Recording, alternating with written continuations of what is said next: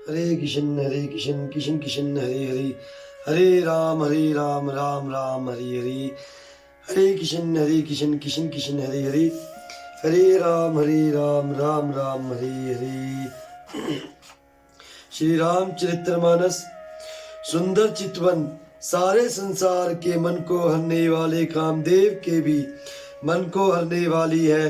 वह हृदय को बहुत ही प्यारी लगती है, पर उसका वर्णन नहीं किया जा सकता। सुंदर गाल है, कानों में चंचल झूमते हुए कुंडल है, थोड़ी पर अधर और सुंदर है कोमल वाणी है। हंसी चंद्रमा की किरणों का तिरस्कार करने वाली है। भौहें टेढ़ी और नासिका मनोहर है, ऊंचे चौड़े ललाट पर तिलक झलक रहे हैं, दीप्तिमान हो रहे हैं। काले घुंघराले बालों को देखकर भौरे की पंक्तियां भी लजा रही हैं। पीली चौकोनी टोपियां सिरों पर सुशोभित है, जिनके बीच बीच में फूलों की कलियां बनाई काढ़ी हुई है। शंख के समान सुंदर गोल गले में मनोहर 3 रेखाएं हैं, जो मानो तीनों लोकों की सुंदरता की सीमा को बता रही है। हृदयों पर गजमुक्ताओं के सुंदर कंठे और तुलसी की मालाएं सुशोभित है। उनके कंधे बैलों के कंधे की तरह ऊंचे तथा पुष्ट है। एंड खड़े होने की शान सिंह की सी है और भुजाएं विशाल एवं बल की भंडार है।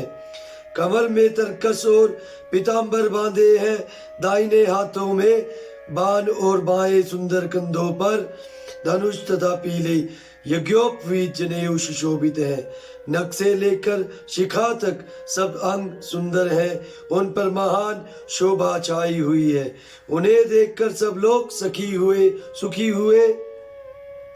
नेत्र एक टक निमेष शून्य है और तारे पुतलियां भी नहीं चलती। जनक जी दोनों भाइयों को देखकर हर्षित हुए। तब उन्होंने जाकर मुनि के चरण कमल पकड़ लिए, विनती करके अपनी कथा सुनाई और मुनि को सारी रंगभूमि यज्ञशाला दिखलाई। मुनि के साथ दोनों श्रेष्ठ राजकुमार जहां जहां जाते हैं, वहां वहां सब कोई आश्चर्यचकित हो देखने लगती है।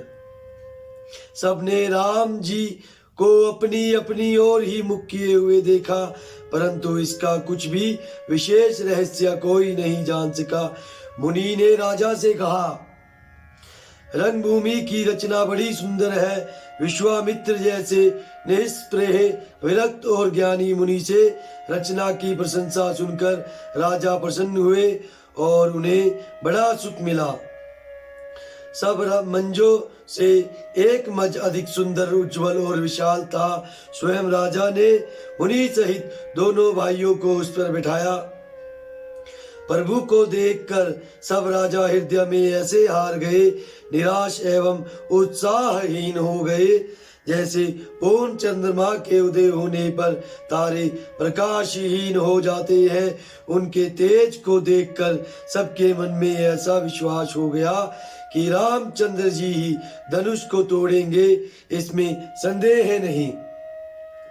इधर उनके रूप को देखकर सबके मन में यह निश्चय हो गया कि शिव जी के विशाल धनुष को जो संभव है ना टूट सके, बिना तोड़े भी सीता जी श्री रामचंद्र जी के ही गले में जयमाला डालेगी, अर्थात दोनों तरह से ही हमारी हार होगी और विजय रामचंद्र जी के हाथ रहेगी।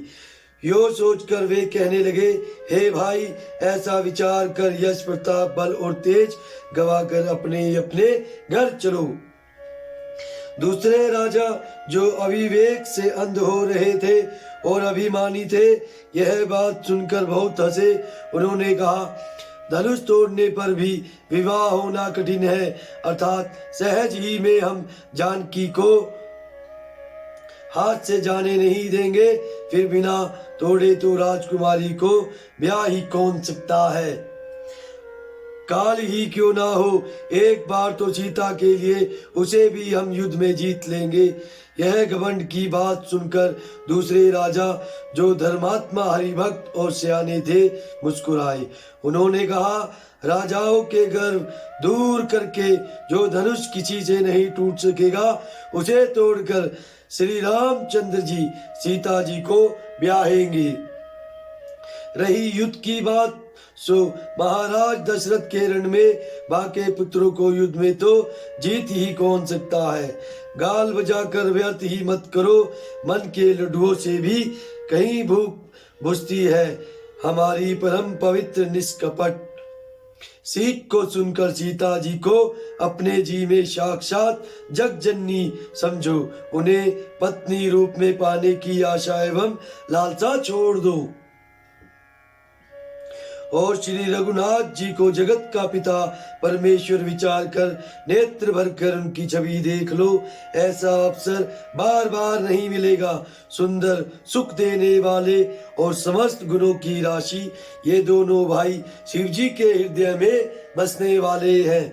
स्वयं शिव जी भी जिन्हें सदा हृदय में छिपाए रखते हैं, वे तुम्हारे नेत्रों के सामने आ गए हैं।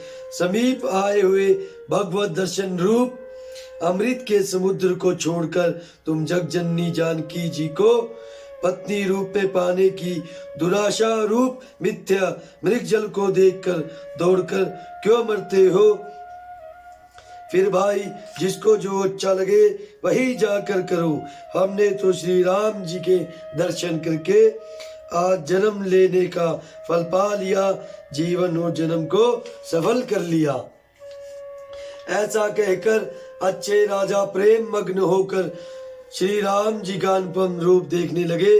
मनुष्यों की तो बात ही क्या, देवता लोग भी आकाश से विमानों पर चढ़े हुए दर्शन कर रहे हैं और सुंदर गान करते हुए फूल बरसा रहे हैं।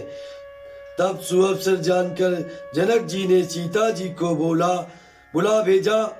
सब चतुर और सुंदर सखियां आदर पूर्वक उन्हें लिवा चली। रूप और गुणों की खान जगजननी जानकी जी की शोभा का वर्णन नहीं हो सकता।